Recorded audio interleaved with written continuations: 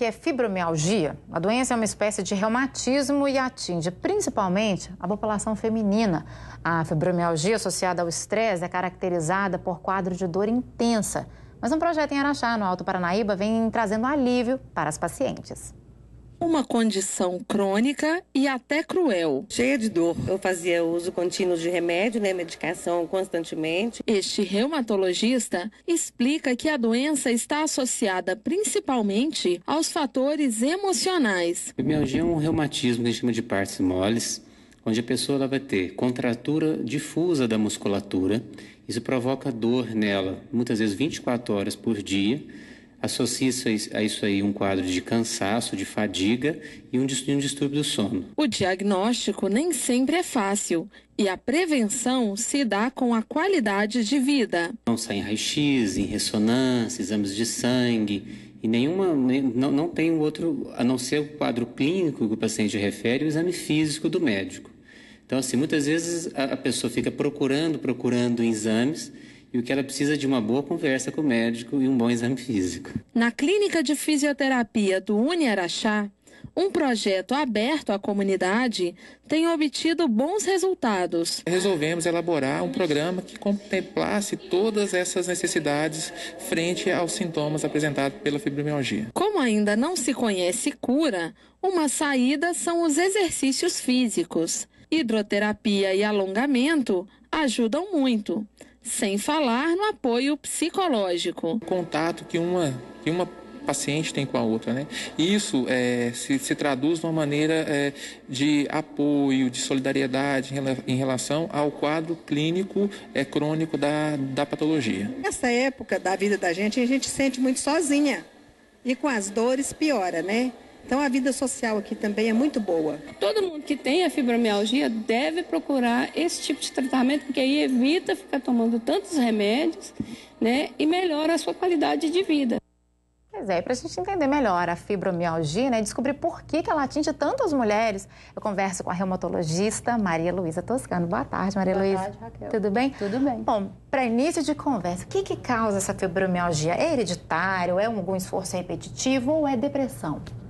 Nenhum nem outro, Raquel. A fibromialgia tem basicamente duas causas. A primeira causa, esse paciente tem uma sensibilidade maior à dor. É como se no cérebro dele tivesse um termostato que estivesse desregulado. Então, um estímulo de dor pequeno é amplificado em centenas de vezes. E outra situação são causas pós-traumáticas. Por exemplo, após um trauma físico ou emocional, um acidente automobilístico, a perda de um ente querido, a pessoa pode ter dor crônica. Pois é, mas por que ela atinge tanto as mulheres? Mas isso não quer dizer também que homens também não possam sofrer de fibromialgia, né? Não. A doença comete mulheres, homens, crianças e idosos, mas sobretudo nós mulheres, 70% a 90%. Na verdade, não existe uma relação hormonal que justifique isso, porque a doença comete mulheres antes e após a menopausa. Mas, como foi dito na matéria, como existe essa grande associação com sintomas ansiosos e depressivos, nós mulheres somos mais emocionais, mais emotivas. Daí a razão de nós termos mais fibromialgia. Mas a fibromialgia tem cura ou é tratamento mesmo? Como é que acontece esse tratamento? Não diria cura. A fibromialgia tem controle. A pessoa pode, através do tratamento que vai englobar, como a matéria falou, atividade física para liberar endorfina e, por conseguinte, melhorar a dor, melhorar a qualidade do sono, tratar com muito carinho, com muita atenção esse quadro emocional diante da grande possibilidade de depressão e ansiedade e, por fim, medicação.